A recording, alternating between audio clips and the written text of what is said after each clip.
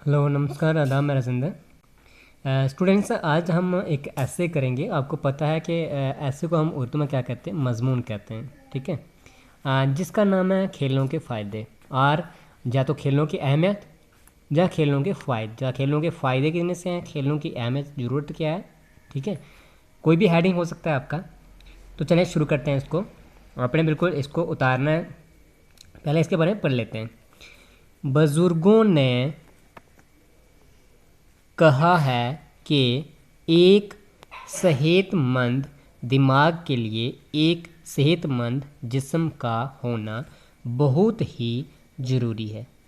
बुज़ुर्गों का कहना था, बुज़ुर्ग लोगों का कहना था कि अगर एक सेहतमंद दिमाग चाहिए तो उसके लिए सबसे पहले हमें सेहतमंद जिस्म हमारा होना बहुत ही ज़रूरी है। ये बात बिल्कुल ठीक है। कहते हैं ये बात जो है बिल्कुल सही है। अगर आदमी की सेहत ना होगी, अगर आदमी की सेहत जो अच्छी नहीं होगी, ठीक ना होगी, तो जिस्म जो है वो बीमारियों का घर बन जाएगा। तो जिस्म जो है बीमारियों का घर बन जाएगा।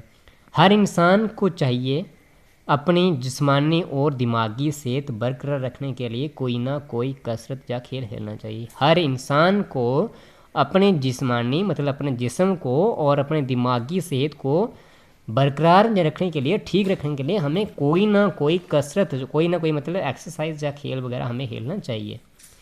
नेक्स्ट पैराग्राफ हमारा है दूसरा।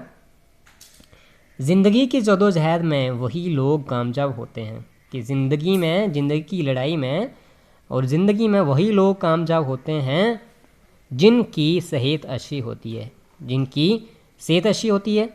कई तुलवा हर वक्त किताबी कीड़े बने रहते हैं। अब तुलवा क्या हो गया, ठीक है, तालिब इल्म हो गया एक, तुलवा हो गया काफ़ी सारे। वो कहते हैं कई जो तुलवा होते हैं, जो स्टूडेंट्स होते हैं, वो हर वक्त किताबी कीड़े बने रहते हैं और खेल कूद की तरफ ध्यान नहीं देते। इस तरह इनकी सेहत या आंखें कमज़ोर हो जाती हैं।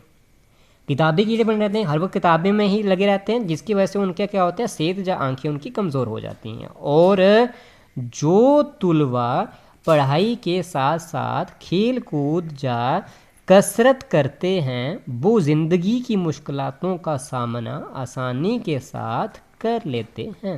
और वो बच्चे जो पढ़ाई के साथ साथ खेल कूद या कोई एक्सरसाइज कसरत में हिस्सा लेते रहते हैं, वो बच्चे अपनी ज़िंदगी में अगर कोई मुश्किल, कोई परेशानी आती है तो उसका सामना जो है आसानी के साथ कर लेते हैं और तरक्की हासिल करके उसका लुत्फ़ उठाते हैं। ठीक है, लुत्फ़ मतलब उसका फ़ायदा लेते हैं चीज़ पढ़ाई का और मज़ा लेते हैं। पढ़ाई के दिनों में जहाँ पढ़ाई ज़रूरी है वहाँ खेल कूद भी बहुत ज़रूरी है। अगर हमारी ज़िंदगी में पढ़ाई की बहुत ज़्यादा अहमियत है, पढ़ाई ज़रूरी है, ऐसी बात नहीं है कि पढ़ाई ज़रूरी नहीं है, लेकिन पढ़ाई के साथ साथ खेल कूद भी हमारी ज़िंदगी में जो है बहुत ही ज़रूरी है। नेक्स्ट पैराग्राफ थर्ड है हमारा। खेल कूद का एक फ़ायदा ये है कि ये हमें डिसिप्लिन में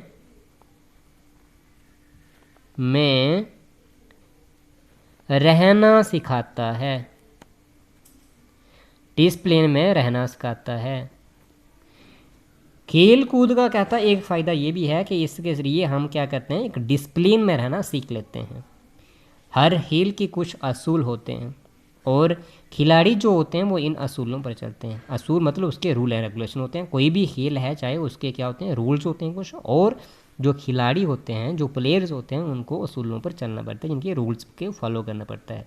जहाँ जिस खिलाड़ी ने कोई भी असूल तोड़ा, अगर कोई खिलाड़ी कोई भी रूल्स को तोड़ता है, जब मानता नहीं है, तो उसे उसी वक्त खेल से बाहर कर दिया जाता है, तो उसको गेम से निकाल दिया जाता है।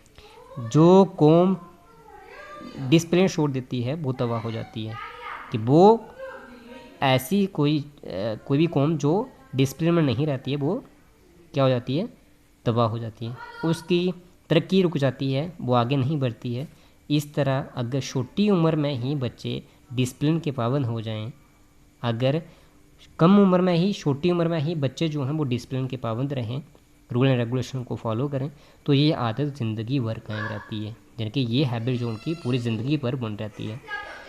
नेक्स्ट पैराग्राफ हमारा है खेल कूद का एक फ़ायदा ये भी है कि हम ज़िंदगी की जद्दोजहद में कामयाबियों के साथ साथ नाकामयाबियों को भी बर्दाश्त करना सीख जाते हैं। और इसका एक और फ़ायदा है कि हम ज़िंदगी में अपनी में कामयाबियों के साथ साथ अगर हमें कभी नाकामयाबी भी मिलती है किसी चीज़ में तो उसको भी बर्दाश्त करना सीख लेते हैं। जैसे कैसे कि जब दो टीमें आपस में मुकाबला करती हैं तो जाहिर है कि एक टीम जीतती है और दूसरी हारती है। अगर दो टीमें आपस में मुकाबला कर रही हैं तो एक टीम तो उसमें जाहिर है, ये तो वाजिया है कि एक टीम उसमें जीतेगी और दूसरी टीम उसमें हारेगी। इसके बावजूद दोनों टीमें एक दूसरे को मुबारकबाद देती हैं, लेकिन हारने वाली टीम भी क्या करती है, जीतने वाली टीम को मुबारकबाद देती है, जबकि दोनों एक दूसरे को मुबारकबाद देती हैं। हारने वाली टीम अपनी हार को तस्लीम कर लेती है। जो टीम हारती है वो अपनी हार को मानती है और वो ज़्यादा मेहनत करते हैं ताकि वो आने वाले मुकाबला में जीत सकें, ताकि वो दोबारा आने वाले किसी मुकाबले में खेल में दोबारा से जीत सकें। खेल की मदद से ये हमारी आदत बन जाती है और जब ज़िंदगी में अगर हम कभी नाकाम भी हो जाएं, ठीक है, क्या कहता है कि खेल तो है ऐसा तो ठीक है, लेकिन अगर कहीं और भी हमारी ज़िंदगी में अगर ऐसी कोई नाकामयाबी हमें मिलती है तो हम उसको भी बर्दाश्त करना सीख जाते हैं और ये हमारी एक आदत बन जाती है। और यानी कि हम ज़िंदगी में अगर कभी नाकाम भी हो जाएं तो हम अपनी नाकामी या हार को मानकर दोबारा से ज़्यादा मेहनत करके जीतने की कोशिश करते हैं। अगर हम कभी नाकामयाब भी हो जाएं किसी चीज़ में तो हम दोबारा से उसमें मेहनत करके उसमें कामयाबी हासिल करने की कोशिश करते हैं। इसलिए हर तुलबा को पढ़ाई के साथ खेल कूद में भी हिस्सा लेना चाहिए। इसलिए हर एक इंसान को पढ़ाई के साथ साथ खेल कूद में भी हिस्सा लेना जो है ज़रूरी है। तो ये था ऐसे मज़मून, आपने बिल्कुल इसको ध्यान से देखना है, सुनना है और फिर अपने फील्ड नोट में उतारना है। अगर कोई आपको डाउट इसमें कोई परेशानी आती है तो आप मुझसे पूछ सकते हैं। Thank you.